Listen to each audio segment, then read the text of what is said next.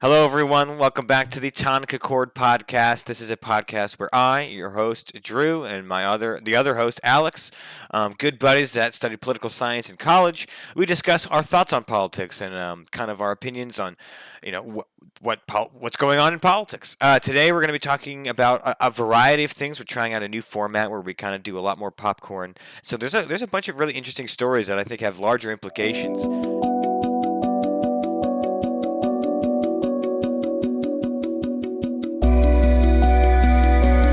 All right.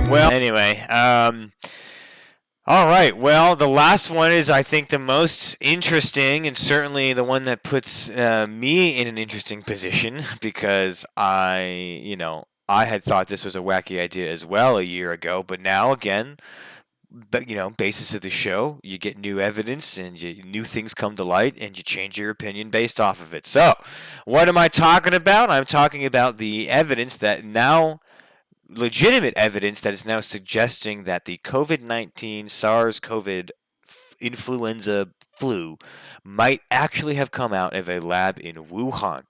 And this is, becoming a big topic of discussion because, again, for a long time last year, you know, Trump was touting the idea that it might have come out of a lab. There was not evidence of that publicly at the time. People at the time took that as a deflection of responsibility. At least some people did. And it was a big media campaign against it. PolitiFact said, it was a big lie that it came out of a lab, that it was manufactured out of a lab. However, now we have evidence from the Biden administration. So again, for those that might not trust Trump and trust Biden more, now we have evidence coming out of the current administration that does suggest, that says that I think it was in August of 2019, people at this facility, this medical, viral infection research facility, 3 people in Wuhan got sick in August of 2019. And we're looking at the records around that, and it might suggest that COVID came out of that lab. So first thoughts for you, Alex. I know you have a personal horse in this race. What do you think? What do you make? Yeah, so first off, it was not August 2019, it was November Okay, 2019, okay. and the reason why that's important is because that was right when experts think the virus started circulating in China, and so that brings up. But I'm going to get to that in a little bit. But first, yeah, man, I'm really excited to finally talk about this. For a while, to me, it seemed taboo to talk about. To be completely honest, it was one of those things that I've kind of have a strong opinion on, but I was always afraid to kind of share it just because of kind of the bullshit surrounding it. And I think, like you really perfectly said, there was that. Unfortunately, Trump, because of his kind of nativist anti-China policies, just picked this up right away. Him and Mike Pompeo were early, just proponents of this lab leak theory or hypothesis. And the problem is that Trump didn't actually have any reasons for it. He didn't have any background or research or evidence. It was just China's bad. It came from a lab. And it was easy to also point fingers at Anthony Fauci and a lot of these, like the NIH, because the NIH has been reported to be involved with this lab in one way or another through WHO funding. So basically, this all fit into Trump's messaging. The problem is that my theory is that Trump heard experts. Trump's not a good listener, but he heard experts in his administration talking about some feasibility of this, and he decided to just spew off on it. The same way, like they were talking about how bleach can help kill COVID on surfaces, and Right. he, heard like half of that and went out and spewed it. Yeah. That's where I kind of stand on this. And so just so people know, basically what, and this is fact, like this is fact, is there is a lab in like right outside of Wuhan, China, which is a level 4 lab, which is like kind of super intense. Like they work on Ebola, they work on studying like the potential of biocontaminants. They've worked on the first SARS virus, the first MERS virus, and this lab was right next to Wuhan. They actually did develop it very safely, mainly like they put it above floodplains, made sure it was earthquake resistant, because obviously if something gets out of this lab, it could be super bad. But the problem is, like everything, the Chinese government is not transparent, and I do find that when you have like a hierarchical system of loyalty, it's very likely that a cover-up's going to happen.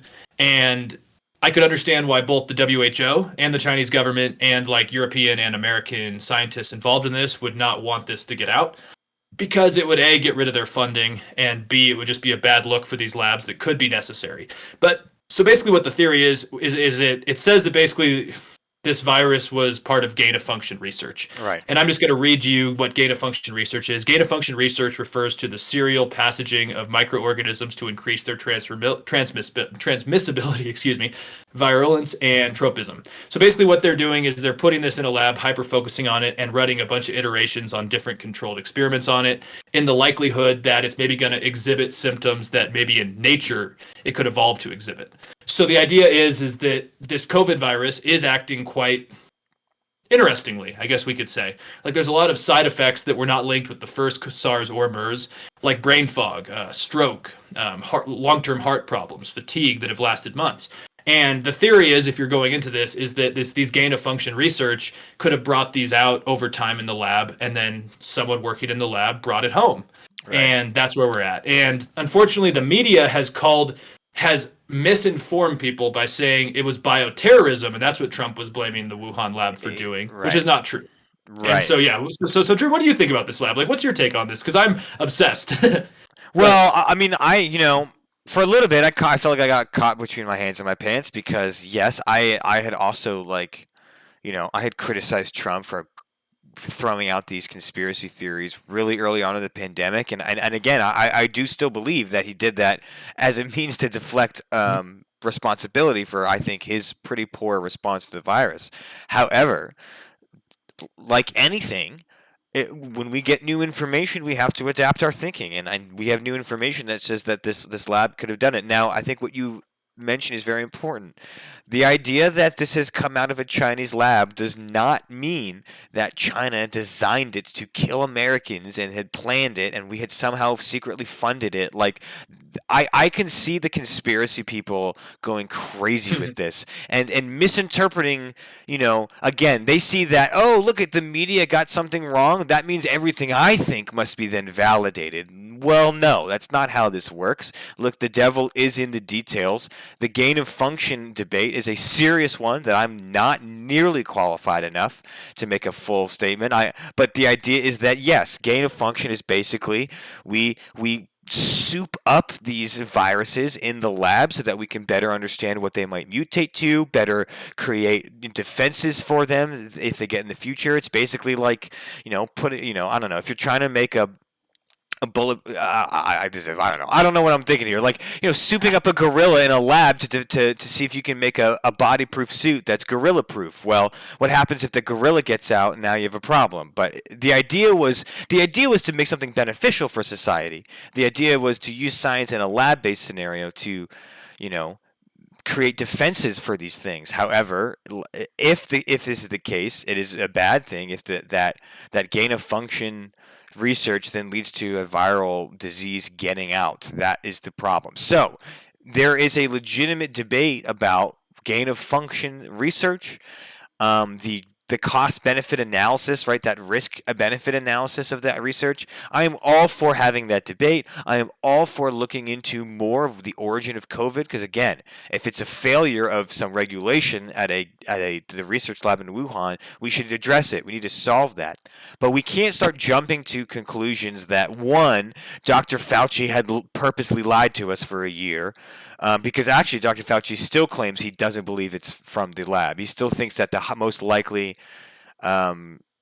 creation that no one knows, but he still thinks the most likely way it created was through bats and that kind of transmission. So again, we still don't know, but it's now we're getting evidence that we need to look into it more, and I'm 100% behind looking into it more. And that's it. That's really all it should be. And I think that I worry that conspiracy theories and QAnon types are going to conflate this to be a vindication that Trump was so right about China, and when in reality it's not. I don't think China purposely made this virus to destroy the global economy. I think it might have been if it is this gain of function problem, then we need to have that conversation. But we need to have the evidence behind it first. absolutely, absolutely, and I think that's something really important to make clear is because I do believe it came from a lab. I'll just say it, but again, I'm also like very hesitant to take just any information, or just anyone's rhetoric to back it up. And the Wall Street Journal, who did report that, intelligence report from Trump officials who said that these three people tested positive for COVID in November, right before the outbreak began, it was in the last days of Trump's administration. and the officials who read it couldn't agree on the strength of this intelligence. Right. So this does make me wonder if Trump just wanted this released as kind of a final gaslighting of the pandemic, which again doesn't mean that this didn't come from a lab, but it also just means that the timing of Trump having his officials and intelligence put this out right before he's leaving office is never a good look to me. But then again, on the Chinese side, like to me, this is kind of an Occam's razor thing, which I've been trying to use to kind of break through this. And to me, it coming from a lab where they were studying SARS, and there were reports in 2013, of 2013 of a SARS virus escaping from a lab in Beijing. To me, it's not out of the realm of possibility. Also, there's no bats that carry SARS that are within even hundreds and hundreds of miles of this lab.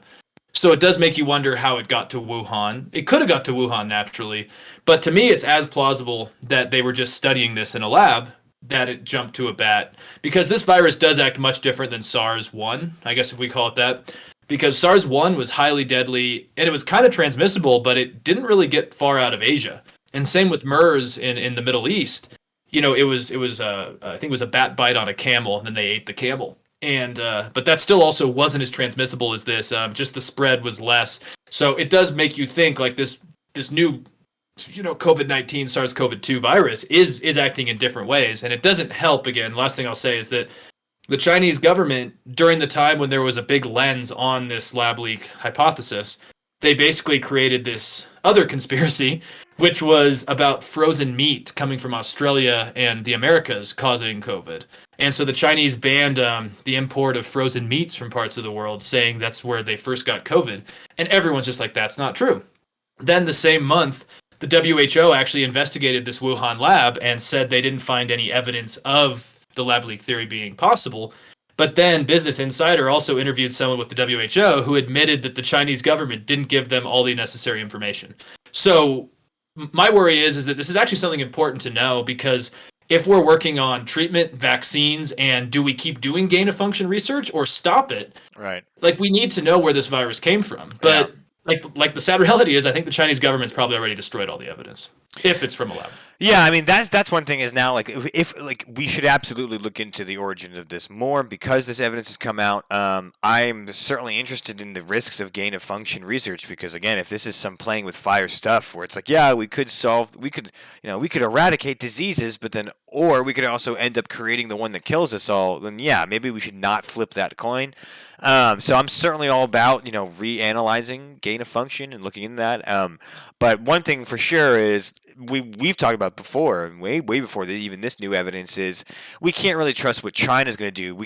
China cannot be like involved in its own independent or its own quote unquote independent research or whatever. Like whoever gets to the bottom of this cannot be China or even the WHO. We've had we've talked about our own worries about the WHO's closeness to China and its director.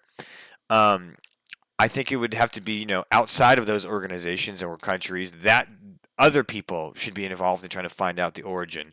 But I don't think we should go as far as what Tucker Carlson is saying, whereas that Anthony Fauci is telling us to wear masks against COVID, even though he's the one that funded it because the NIH funded a little bit of this. Dude, we just cannot go that far, man. Like, we don't know for sure where this came from yet. And we really can't, to say that international cooperation in viral research is somehow equivalent to then Tony Fauci being responsible for COVID deaths. I just don't go that far. Well, I mean, and also, I mean, I would contribute more deaths from COVID to Fox News and Trumpism than Anthony Fauci.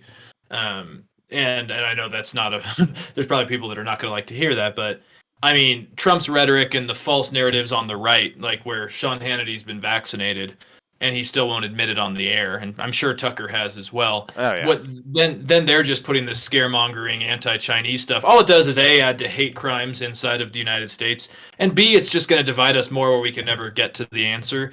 I just feel like Trumpism ruins everything in terms of information and the media, Right. like because Rand Paul is a big anti-vaxxer all of a sudden, which is interesting because he's a doctor, he's an optometrist or something like that. So you should really only ask him for medical advice if you have eye issues. but he's been one of the big anti-Fauci guys, one of the big anti-vax guys in this. And to be honest, man, Rand Paul, you don't know what you're talking about either. But they're using it for political means. See, I just want answers from people who know what they're doing and are transparent about it. And we're not Yeah. getting that either. And the Yeah. media just seems to still be stuck on Trump. And so if Trump says it, it's bad. And Trump is just not a good like judgment of a story anymore, to be honest. It's true. It's true. I think it is. I think it is a very valid criticism that the original theory around the lab leak was tainted with Trump's own untrustworthiness. That it was so associated with Trump that people then, including myself, assumed it was just a baseless conspiracy theory. And at the time, I think what Trump was talking about was right. Trump was talking about China made it to take us down and whatever, and don't look at me. But now again, it's like Um, we are but like it's worth noting that Trump is not in the picture anymore, and these conversations need to be had without him as part of the context. And without Trump as part of the context, it does seem like there's a little bit of evidence that we need to look into this some more, and perhaps take a look at gain of function research and what that means. But like you said, is like people like Tucker Carlson. I don't think Tucker Carlson really has a horse in the race, has ever really cared about gain of function research before this, but is only using it as a way to kind of a political chip against Anthony Fauci and the mainstream leftist media that lied to you for a year ago. It's like, yeah, man, like the media made a mistake. PolitiFact even had an editorial article about how they changed their facts related to this gain of function research and stuff. Um, and yeah, we adapt our viewpoints based off of new evidence, and I hope that that's just what everyone else continues to do. Yeah, and last thing I'll say is that I just think it maybe shows that people should be less quick to just trust what they're told because both sides of the media during the pandemic, I think the right has been more dangerous, but both sides of the media have jumped to conclusions without Sure, enough evidence. absolutely. And I mean, it really does craft the public opinion in a country that doesn't need more divisive ideas. And yeah, I mean, I tell Fox News to look in the mirror when they say that, oh, Washington Post put out an article about the debunked lab theory. It wasn't debunked, but Fox News has also had a lot of anti-vax stories. They talk about white replacement. Like Yeah. they're just guilty in different ways. So, I mean, I just think Anthony Fauci, I think he's flawed. He hasn't done everything perfect. It's a novel coronavirus. What the hell is he supposed to do? But he's trying, and I think his intention is bringing the world back to normal. I don't think Tucker's mission is to bring the world back to normal. I think he wants to bring us divided more and more because it's better for his ratings. So yeah, Yeah. That's the irony. It's like again, it's the irony of hearing Tucker Carlson ask for a nuanced conversation about a complex scientific issue like gain of, what is it, gain of function research, and you're like, okay, like that's a really complicated issue. Like gain of function research is something that imagine almost all of us have just heard about recently, and then you go on to like tell your viewers to like call out people that wear masks, like anti-mask. You're like, oh my god, dude. Like, okay, so you want a nuanced conversation about scientific research on one hand, but then you also want complete culture war related to basic science on the other. So that's what sucks to me is it's like, you know, I will wholeheartedly admit that I was wrong about these theories regarding the lab leak because I'm mature enough to understand that I have changed my opinion based on new evidence, right? And I just don't think that those that feel vindicated like this on the QAnon side have that same maturity where they'll take this as, see, I'm fully validated when 80% of everything else they say is complete freaking garbage. Anyway, but wait till yes. Marjorie Taylor Greene says anything about it, then we're screwed. Yeah, exactly. But I certainly do want to look into it. I certainly want to find out what's going on, and I'm not against the transparency. So, yeah, I guess that's where we stand on that.